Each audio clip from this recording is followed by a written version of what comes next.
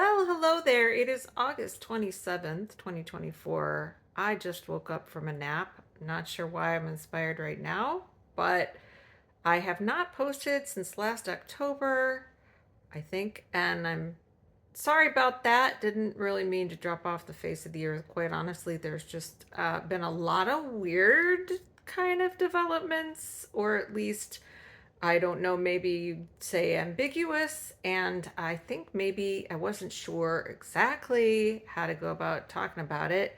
I'm going to try to be brief. I ordered some food, it is on its way, and so this is just how I'm going to kill some time while I'm home alone. And the inspiration hit me. So, okay, when I last saw you in October, I think I was talking about being kind of depressed. Not something I am prone to. It's not that it's never happened before, but it's not my norm. Um, that actually kind of dissipated not long after I posted.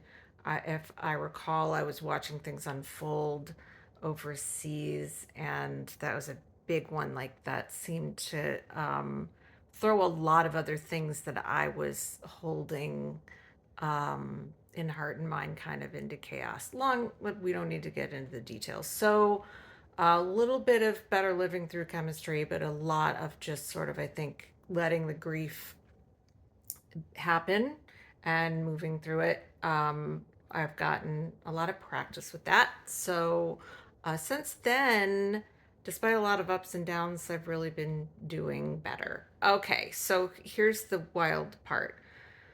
As you know, if you've been following me, I was diagnosed with cerebral amyloid angiopathy, and then a bit over a year later, so like 13, 14 months ago from now, I had a doctor in Boston tell me he thought I didn't have it. And then a couple months later, I had an MRI follow up, showed some new microbleeds. And he said, "Oh, actually, I think maybe you do, but we don't know. And we probably won't know for a long time." So that was where we left things. In the meantime, I've had so many symptoms. As I have always described, they are like having a concussion all the time. So that's the easiest way to put it versus listing a ton of things. All right, so fast forward to last January. Late January, I took a trip. It was a lot of flying by myself, like two legs each direction. A lot going on with family on the trip. Um, and it wasn't very long. It was just taxing, and I was just crashed out for days when I got home. A couple weeks after that, not related, I got COVID for the first time and really never recovered from that in regards to energy in particular, and with that other symptoms worsened. My sensory sensitivities, light and sound in particular, and some other things. And around the same time as those two things are happening, there's some news that comes out, and I'm going to try to make this really simple. Long COVID has been very well funded in terms of research to figure out what's going on biologically in people with long COVID. And as I'm reading up on this research, a lot of light bulbs start to go off, because they're talking in these articles and papers often about ME/CFS, which is myalgic encephalomyelitis.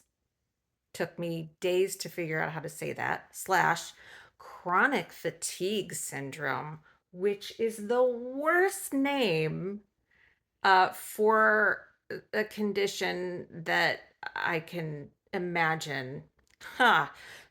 In any case, um, as I'm reading this, and they're talking about the symptoms, and they're talking about what they're finding, they are describing the fact that long COVID is, in most cases, like, I don't know, depending on who you ask, three-quarters, 90% of cases actually ME/CFS, which is almost, well, it is typically considered to be a post-viral syndrome. And it is something that affects mostly women, and has been around for a long time. However, it has, as I'm sure we all know, been treated as a joke. I remember in the 90s, all these news stories about the yuppie flu, which was what they were calling it. It would go through these phases where it's getting some attention. And of course, in this particular case in the 90s, as I recall it, the attention it was getting was very negative, very disdainful.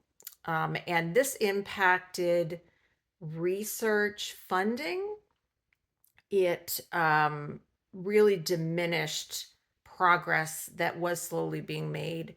It became taboo to diagnose it, to research it, etc. And to fund the research, and it held things back quite a bit. Well, lo and behold, the ME/CFS advocate community, made up of medical practitioners and patients and their families, were sounding alarm bells when COVID happened, saying, oh, by the way, you should expect to see a lot of people sick, um, that maybe never get better after this pandemic, or in the wake of this pandemic. And of course, that is what happened. And the good news is that because of long COVID affecting so many people at once all over the world, and nobody questioning whether it is real, it has been well funded. And wouldn't you know that the researchers who are focused on that issue, some of them are people who were studying ME/CFS for a long time, had found a lot of preliminary evidence in small, underfunded studies of a lot of biological features. And now it's being looked at as all one thing. All right. So of course, what I'm getting at is it became my conclusion that I almost certainly had been dealing with ME/CFS the whole time. I think probably less certain about this, but I think in all likelihood, I had mild ME/CFS for many years, before I got really sick, and like not quite a half years ago when all of this started. So I get these weird neurological symptoms like a concussion. I go to my neurologist. I go to get an MRI. They show these microbleeds in my brain, and I am diagnosed with cerebral amyloid angiopathy. Still very possible that that is actually true. That is not gone anywhere. And I get my next follow-up MRI in like 7 days, 8 days. Yeah. Um, so more on that later. Uh, and yes, my brain is fogging right now.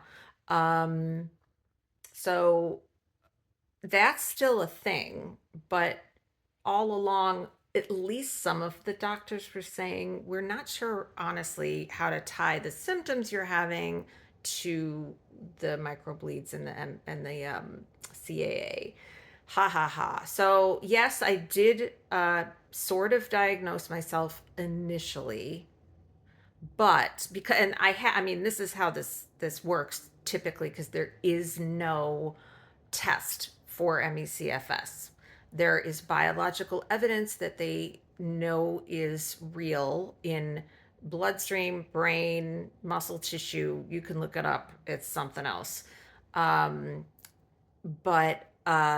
the doctors, because of the attention that long COVID was getting, and that it was bringing attention to the reality of ME/CFS, my doctors all started to really listen and started to look things up, and they're like, yeah, this makes sense. So so the good news is I have what really seems to be an appropriate factual diagnosis for the disability that I've been experiencing.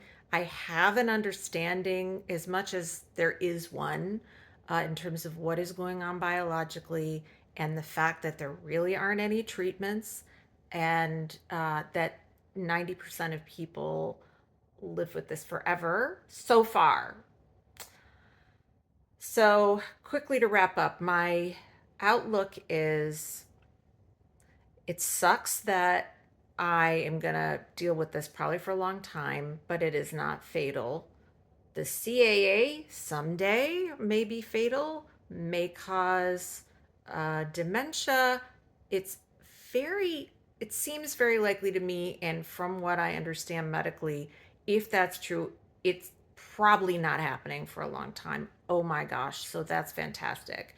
I have hope that because the research into all of this is finally getting something like reasonable funding and attention and speed put behind it, that maybe in, say, 10 years, there will be a lot more understanding, a deeper understanding, and treatments available.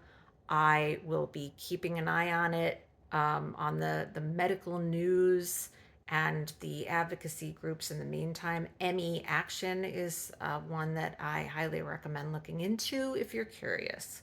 I will probably keep posting here occasionally, but because my primary disabling health problem maybe isn't CAA, I'm thinking about what to do to address that. So, we'll see. Anyway, thanks for tuning in. It's good to be here, and I'm doing okay, and I'm still very grateful for my support network, my husband, my daughter, my family, my friends. I'm just seriously incredibly grateful. And thanks for watching. Take care. Bye.